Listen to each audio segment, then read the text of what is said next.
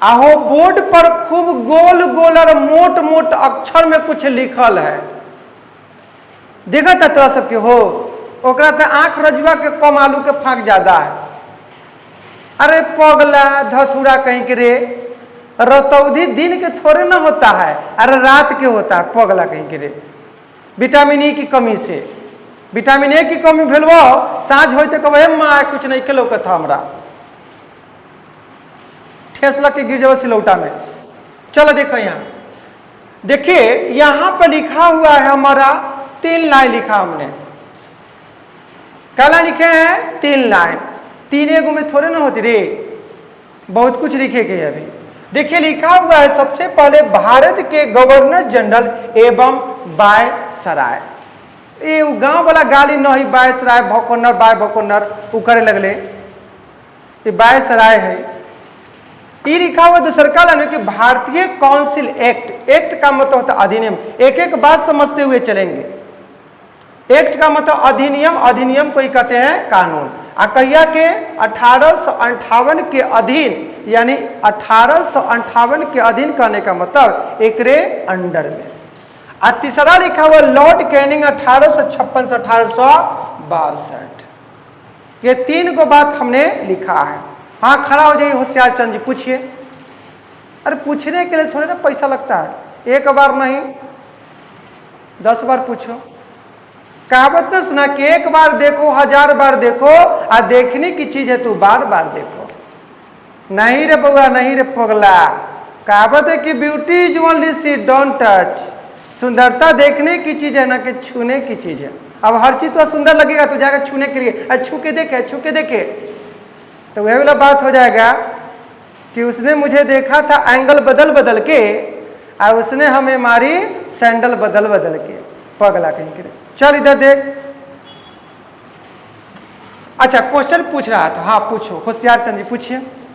देखिए हमसे 3 को क्वेश्चन पूछ रहे हैं कि सर 1773 का रेगुलेटिंग एक्ट क्या है, 1833 का चार्टर एक्ट क्या है, और 1858 जो लिखा है 1858 का भारतीय काउंसिल एक्ट क्या है।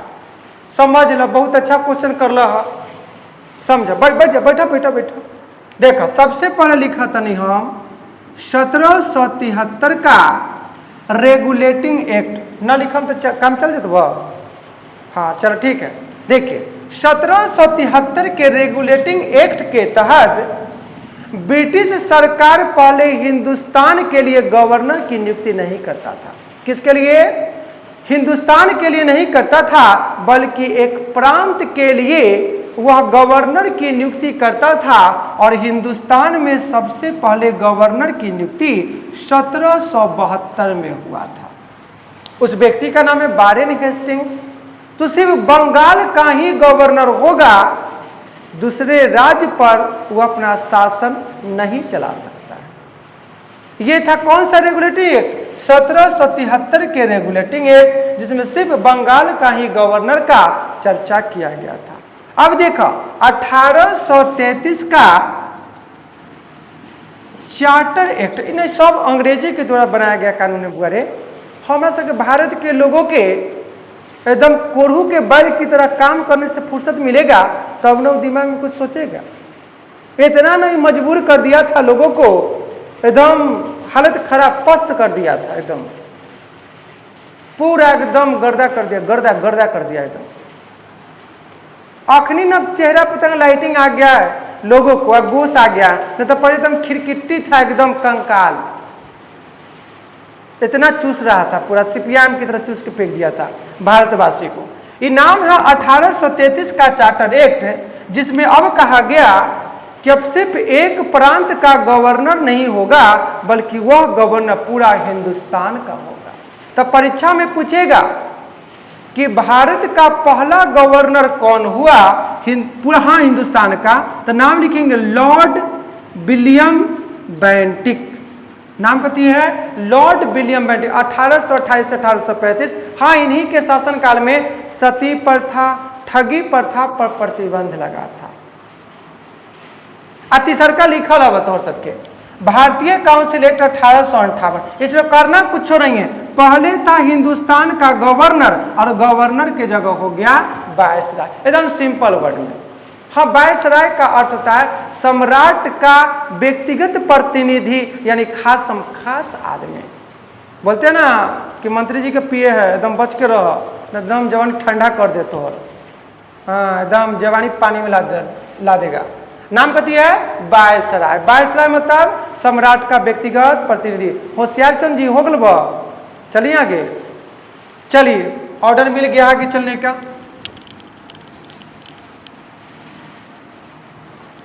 हाँ, खूब बढ़िया कविता पढ़ा, बहुत खूबसूरत गजल लिख रहा हूँ और तुम्हें देखकर आजकल लिख रहा हूँ। कब लिखा? अब देखिए, अब आते हैं मेन टॉपिक पर, जिसका नाम है लॉर्ड कैनिंग।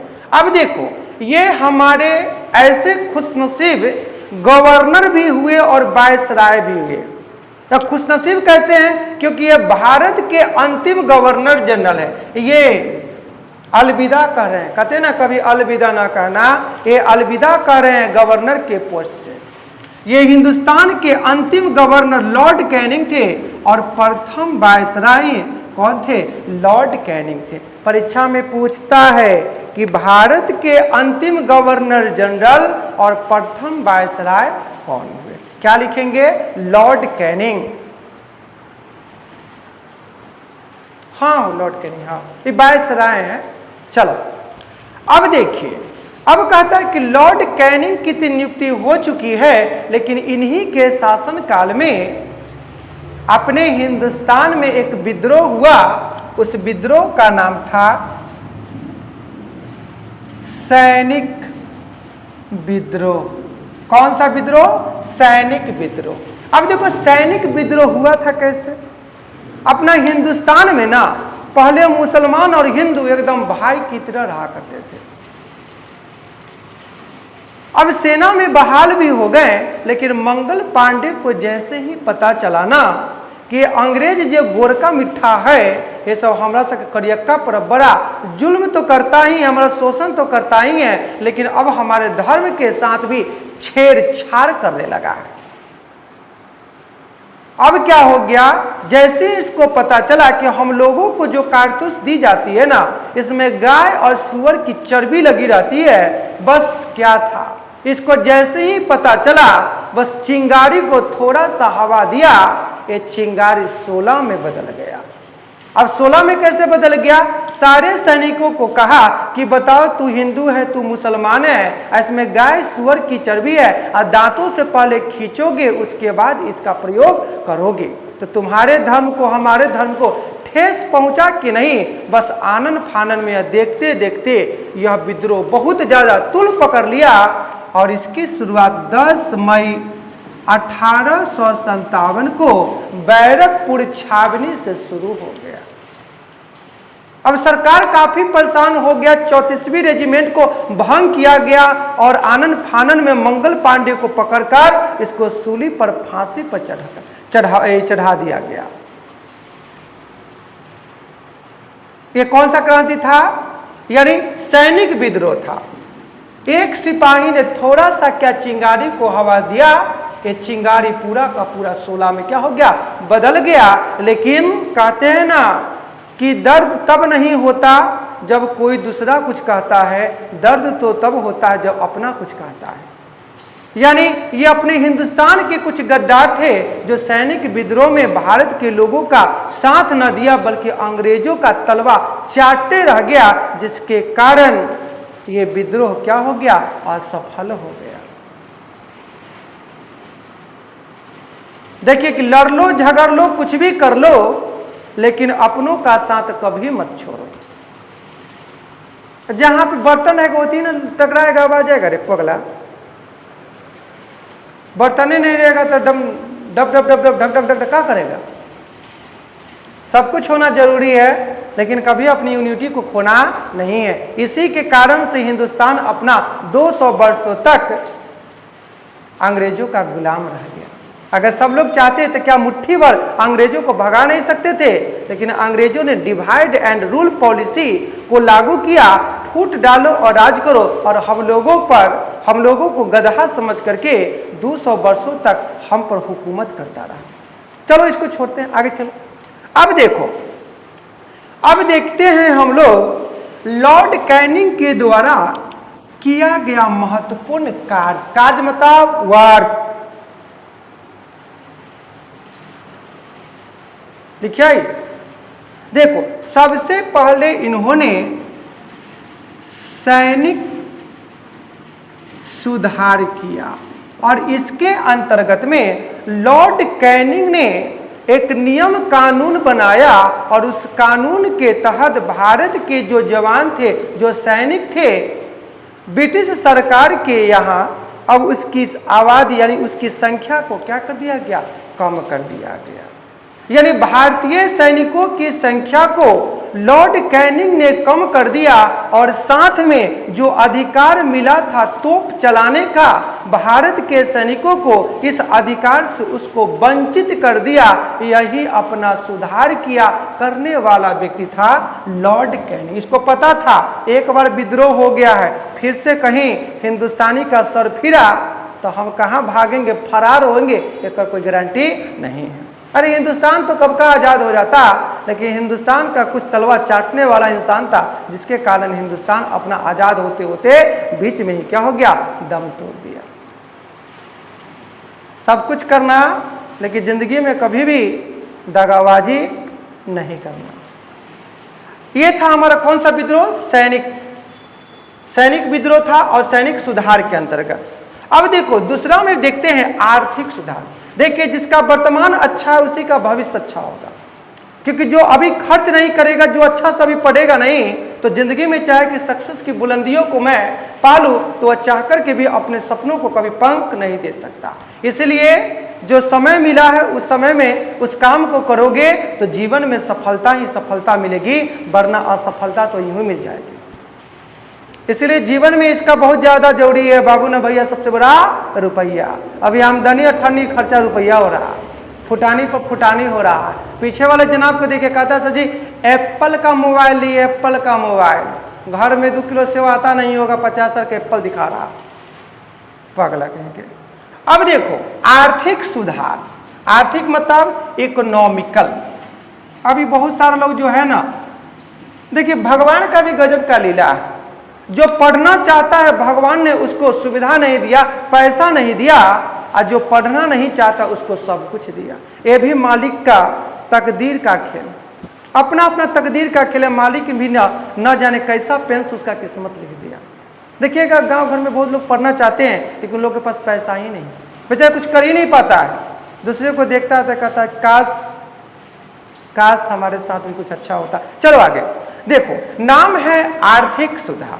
अब देखो ये लॉर्ड कैनिंग साहब जो वायसराय के पद पर नियुक्त हुए हैं, इन्होंने आर्थिक सुधार के अंतर्गत सबसे पहले राय मशवरा करने के लिए एक ब्रिटिश अर्थशास्त्री हैं, नाम है विल्सन। ये विल्सन साहब को भारत बुलाते हैं और इनसे कुछ राय मशवरा करते हैं, जिसके बाद विल्सन साहब ने शायद इनको सजेस्ट किया कि जिस व्यक्ति को 500 रुपया से ऊपर मिल रहा है उस पर टैक्स ठोक दो, ठोको ठोको ठोको टैक्स ठोको, टैक्स लगा दिया। साथ में कहा कि इसके अलावा आयात और एक होता है निर्यात, एक्सपोर्ट इंपोर्ट, यानी आयात पर 10% और निर्यात पर 4% का टैक्स लगा दो। लॉर्ड कैनिंग ने इनकी बातों को सुना गंभीरता से और टैक्स को क्या कर दिया, लागू कर दिया। साथ में नमक जो सब लोगों का यूज होता है, अमीर हो या गरीब हो, यानी नमक पर टैक्स बढ़ा दिया। साथ में तंबाकू बेचने पर, खाने पर पूर्ण रूपेण प्रतिबंध लगा दिया। कि सुधार के अंतर्गत, आर्थिक सुधार के अंतर्गत लगाने वाला व्यक्ति था लॉर्ड कैनिंग। किसके कहने पर, विल्सन के कहने पर। ये अर्थशास्त्री हैं। अब देखो न्यायिक सुधार। अब देखिए न्यायिक सुधार के अंतर्गत लॉर्ड कैनिंग ने इंडियन हाई कोर्ट एक्ट, धतूरा क्या करता है रे पोगला, फुल महिंद्रा है, कहता है इंडियन हाई कोर्ट एक्ट के तहत इसने सबसे पहले कोलकाता, मद्रास और बंबई में एक एक उच्च न्यायालय की स्थापना कब करवा दिया? 1862 में कर दिया न्यायिक सुधार। जैसे मान के चलो कि पुलिस का काम है पकड़ना और न्यायालय का काम है उसको क्या करना? सजा सुनाना। तो यही सजा सुनाने के लिए 3 हाई कोर्ट का निर्माण 1862 में लॉर्ड कैनिंग के शासनकाल में हुआ था। ये कौन सा सुधार था? न्यायिक सुधार। क्या हो गजरा? हाँ चल अच्छा ठीक है। आगे देखो, अब सार्वजनिक सुधार देखेंगे। सरकारी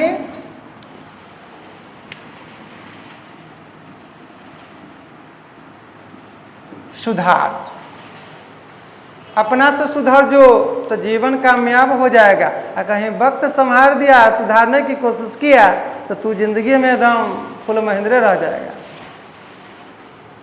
वक्त के साथ साथ चलो जीवन में बहुत कुछ मिलेगा, वक्त के पीछे हो जाओगे जो है वो भी चला जाएगा। अब देखो, सामाजिक सुधार के अंतर्गत में इसने रेल, सड़क, साथ में नहर का निर्माण करवाया, यानी यातायात की बेहतर सुविधा के लिए इसने सड़क का डेवलपमेंट कराया, साथ में सिंचाई की उत्तम व्यवस्था को लेकर के नहर का व्यवस्था करवाया और साथ में रेल का भी डेवलपमेंट कराया, जिससे कि लाने ले जाने, यात्रियों को आने और जाने में क्या मिलेगी? सहायता मिलेगी। और इसके अंतर्गत सार्वजनिक सुधार के अंतर्गत ये 3 चीजों पर सबसे ज्यादा लॉर्ड कैनिंग ने क्या किया था? फोकस किया था। फोकस किया था। कथी किया था? फोकस किया था। सुना नहीं है? आसमान का आंचल सितारा ही रहेगा और ये क्षेत्र हमारा है, हमारा ही रहेगा। मत पर तू किसी के चक्कर में, कोई नहीं है राम खिलावा तुम्हारे टक्कर में, समझ ले, कोई ना होता टक्कर में। चला के देख। अब देखो, अब कहता है कि सामाजिक सुधार, कौन सा सुधार है? याद रखियो ये 4 अक्षर प्रेम के।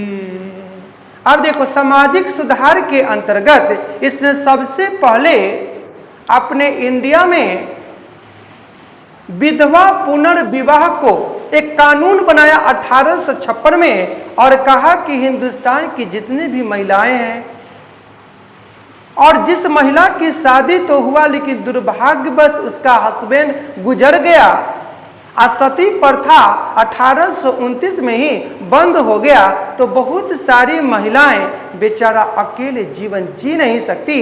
इसके लिए क्या कर दिया? एक कानून बनाया और प्रयास करने वाले जो व्यक्ति थे उसका नाम था ईश्वर चंद्र विद्यासागर। और इन्हीं के प्रयासों से और लॉर्ड कैनिंग के शासनकाल में भारत में पहली बार 7 दिसंबर 1856 को कोलकाता में विधवा पुनर्विवाह संपन्न हुआ। ये बहुत अच्छा काम किया है। मान के चलो कि अकेला, यानी कहते ना कि जिस प्रकार नदी के 2 किनारे होते हैं, ठीक उसी प्रकार से जिंदगी के भी 2 किनारे होते हैं।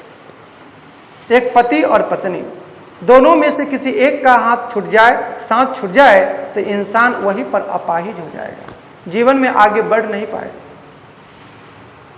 जवानी तो काट ही ले रजा, लेकिन बुढ़ापा में कोई पूछवे ना करी, एकदम बैठल रे पानी लाओ ना, रे पानी लाओ ना, कोई देने वाला तुमको नहीं रहेगा। इसलिए हर उम्र के हिसाब से ना लोगों की दोस्ती होती है। जब बुजुर्ग हो जाओगे तो वह तुम्हारा हमसफर है, जो साथी है, जो तुम्हारी पत्नी है, वही तुम्हारा साथ देगा। पति पत्नी का, पत्नी पति का, जवानी में कितनों मुंह मार लीजिए, लेकिन बुढ़ापा में वही काम देगा। जी जी जी जी जी। अब ऐसा ना है कि तू बुढ़ा गले आ 16 साल के लड़का तो दोस्ती करे, चचा चचा हमारे से दोस्ती कीजिए ना, बड़ा मजा आता है। तो अगला ऐसा नहीं होता है। हर देखता नहीं है, बुजुर्ग लोग फदर फदर कुछ कुछ बोलते रहेगा, बैठा रहेगा, सोचते रहता है। नहीं नहीं, देखो, बच्चा, बूढ़ा और जवान, इसमें तीनों में सबसे ज्यादा सुखी संपन्न अगर मुस्कुराता हुआ अगर कोई है तो उसका नाम है बच्चा, क्योंकि उसको न भविष्य की चिंता है और न उसको अतीत की चिंता है। ये कुछ सोचता ही नहीं है, बच्चा है। लेकिन जवान हमेशा क्या करता है, भविष्य की चिंता में रहता है, इस कारण से उसका वर्तमान भी कष्ट में हो जाता है। और बुजुर्ग हमेशा अतीत के बारे में सोचता है कि जवानी में कितना के पानी ठंडा कर दिए थे, जवानी में क्या क्या कर दिए थे, जवानी में ये थे पहलवान थे, ऐसे किए तैसे किए। इसके कारण ये भूतकाल के बातों को सोचकर हमेशा इरिटेट रहता है, टेंशन में रहता है। अरे जिंदगी में टेंशन किसको ना है रे भाई साहब, अरे जिंदगी में सबको टेंशन है, टेंशन को दे पेंशन और चेहरा पर थोड़ा मुस्कुराहट रख। अगर आप मुस्कुराइएगा तो ही जिंदगी मुस्कुराएगी, अन्यथा आपकी जिंदगी नहीं मुस्कुराएगी। मुस्कुराते रहो। अब देखो थोड़ा सा आगे की ओर बढ़ते हैं। अब कहता है इस हो गया ना सामाजिक सुधार भैया जी, हम नहीं सुधरेंगे ना सुधर। देखो कहता है 1861 का भारतीय परिषद अधिनियम, कौन सा अधिनियम, 1861 का भारतीय परिषद अधिनियम, ये बना था किसके शासनकाल में, लॉर्ड कैनिंग के शासनकाल में, जिसमें गवर्नर जनरल के काउंसिल, गवर्नर जनरल का जो काउंसिल था, इसमें सदस्यों की संख्या में इजाफा किया गया, बढ़ोतरी किया गया। यानी पहले था 4, अब हो गया कितना, 5। बनना है बेस्ट तो देना होगा टेस्ट। काउंसिल के सदस्यों की संख्या पहले कितना थी, 4 थी, लेकिन अब कितना हो गया, 5 हो गया। और साथ में कहता है कि जो पहले लेजिस्लेटिव की संख्या कितना होती थी, 4, अब हो गया कितना, 12। कितना हो गया, 12। पहले कितना था, 4 डाल अचार ना करो विचार। लेजिस्लेटिव में कितना, 4, अब हो गया 12। और इसमें कितना था, 4, अब हो गया कितना, 5। ये था हमारा लॉर्ड कैनिंग के विषय में चर्चा। ना सिर्फ चर्चा ना करे कि पगला है, इतना में किसी को परेशानी तो पूछिए ना, ओकरा से तो तू बचे के रहो। जब पूरा गांव जाना है, पूरा कस्बा, पूरा टोला, पूरा मोहल्ला जानता है कि कैसे नहीं खतरनाक आदमी है। कहावत सुना ना कि कोई ऐसा ठगा नहीं, कोई ऐसा सगा नहीं जिसको रजुआ ने ठगा नहीं। सब कोई ठग ले है, कोनो को छोड़ ले ना, एकदम खतरनाक है, कैसे बच के रहो। हंस के बोले ना यार ये तीनों कम बिगाड़ी पगला के। चलिए बस इतना ही आज के लिए रहने दिया जाए, ठीक है, ओके बाय।